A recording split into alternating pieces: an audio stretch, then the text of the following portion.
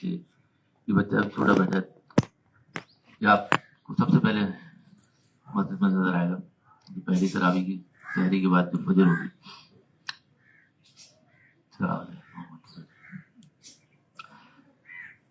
تو یہ تھی حقیقت، اور وہ اتنی سب کچھ چڑھ گیا، سب کچھ ہم سامنے ہو گیا، اور اب سحری کھا لی اور فجر میں پہنچ گیا. اب جوش جذبہ تو حقیقت سامنے تھی کہ اب رمضان آ رہے ہیں، اب رمضان کی تلاوت بڑھ جائے گی، 30 دن روزے ہوں گے، فرض نمازوں کے علاوہ تراویح، نوافل سب پہ دھیان ہوگا.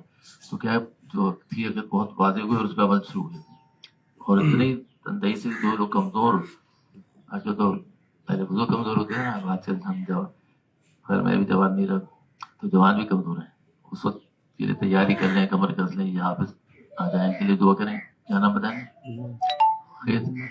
محمد خدین عثمان کے بھائی، ان کے لیے دعا کریں. اب حفظ ہو گیا، بہت بڑا کام، اور اب حفظ کے بعد اب کام شروع ہوا ہے اس کو محفوظ رکھنا اور پڑھنا، آگے اس پہ عمل کرنا. جبھی تو وہ کہا گیا نا کہ وہ سونے کے تاج رہ جائیں گے.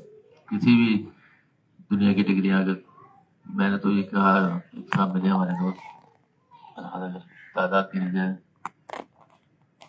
20-25 ہے تو مجھے میں بھی جانتا ہوں جو نا ڈاکٹر صاحب انہوں نے پی ایچ ڈی کیا ہے، تو ہمیں تعلق والے حضرات ہیں ان کی اولاد انہوں نے بھی، اور باقی لوگ بھی، تو سارے ملکوں کی بھی ڈگریاں جمع کر لی ہیں، اور کسی ایک کو بھی دی جائیں تو کوئی کاغذ تو سنا، وہ بھی سنا ڈمی پکڑاتے ہیں فون پہ ڈالیں، ظاہر وہ سوت بھی نہیں دیتے اصلی، تو بھی سونے کا تاج نہیں رکھا جا سکتا. صرف ایک قرآن حفظ کرنے والے تو کہا جائے گا چڑھتے جاؤ اور آخرت میں منزل میں پہنچ جاؤ گے.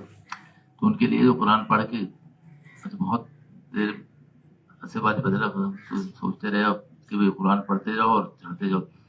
تو ان لوگوں کے لیے بھی ہے قرآن پڑھنا اور اس پہ عمل کرنا، تو ان کے درجات رمضان کی بات ہوتی. تو چند جمعے کے بعد پھر رمضان کا ناغہ شروع ہو جائیں گے تو سب اس میں لگ جائے گے. تو بات ہو رہی حقیقت کی، تو ہم اس بات کی کوشش نہیں کر رہے. تو ایک بات یہاں سے شروع کی کہ عادت اللہ بھی یہ ہے کہ اس بات کو دہرانا، کلام اللہ میں بار بار. جو لوگ آج کل تو سائنسی طور پر نہیں ہر چیز کو نکال لیا، کمپیوٹر پہ لگا لیا کہ نماز کا ذکر اتنی جگہ اور زکوٰۃ کا اور اس بات کا اتنا ذکر، تو وہ کیا ہے دہرانا. تو ہر بات دہرا کے ہماری سمجھ میں آتی ہے. منع ڈاکٹر صاحب کا تعلیمی سے رہا 1-2 سال ہو جاتے ہیں، جو 10 کلاسیں پڑھائی جاتی ہیں تو پڑھا کے وہاں تک پہنچتے ہیں. پھر آگے جو پروفیشنل وہ ہوتے ہیں تعلیم وہ کری جاتی. لیکن چونکہ اور ہر جگہ ہی تعلیم کا نظام ہو گیا، تو اسی طرح کلام اللہ آج اس کا ذخیرہ بے شمار.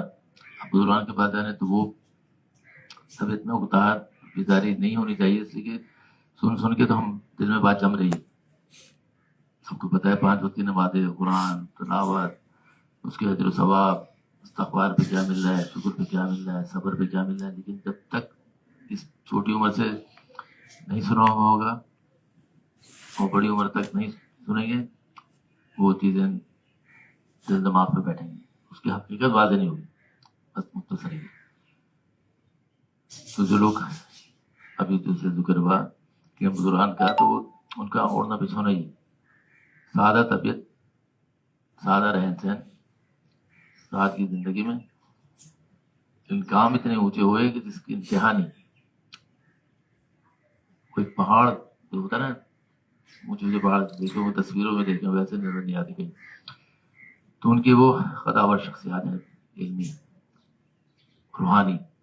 جو بھی کچھ کہا جائے کہ ہمیں کیسے بنیں گے، وہ ہمارے درمیانی تو ہے، وہ کیسے بنے اللہ والے. تو ان میں درمیان میں بیٹھ کے سب اللہ والے بن رہے ہیں، آپ سب اللہ والے بن رہے ہیں. تو اس بات کی کوشش بس وہ حقیقت سامنے رہے، اس سے غافل نہ ہو. تو وہ دھن آگے بڑھتے رہیں گے، دھن چھٹتی رہے گی. اور ایسے ہی ہوتا ہے جب کہیں سفر پہ گیا دھنتی تو آگے دھیرے دھیرے بھی بڑھ رہے ہیں، لیکن آگے بڑھیں تو وہ چیز آگے جہاں جہاں بڑھ رہے ہیں وہ واضح ہوتی جائے گی. لیکن اگر ایک جگہ رکے حافظ صاحب ساتھ تھے سفر میں, ڈاکٹر صاحب بھی تھے. وہ منظر بھی رات یاد ہے کہ آگے دھند تھی, کچھ نظر نہیں آ رہا تھا. کیا ہو گیا بھائی, کیسے وہ رات گزرے گی, گاڑی خراب ہو گئی.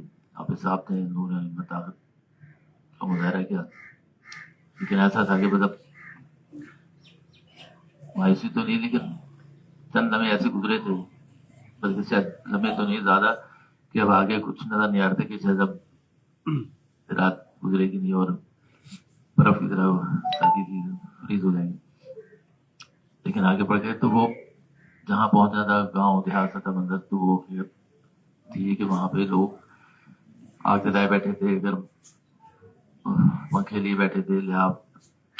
تو ہم چونکہ پیچھے تھے اور دھند کے پیچھے تھے, تو ہم سے غافل تھے. تو اسی طرح ہمارے سامنے بھی ایسا لگتا ہے کہ دھند ہے اور ہم پڑھ نہیں رہے, اس سے مایوس ہو جاتے ہیں, ذہنی جسمانی روحانی سب رک جاتے ہیں. تو ایسا لگتا ہے منجمد ہو گئے.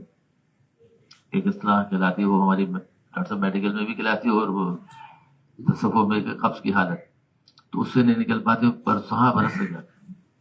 اس سے کیا ہوتا ہے, مایوسی, آگے نہیں بڑھ پا رہے. ایسا نہیں, بزرگوں نے کبھی قدم بڑھاتے رہے روز ایک. اب آج کل کے دور میں تو مشقت ہے,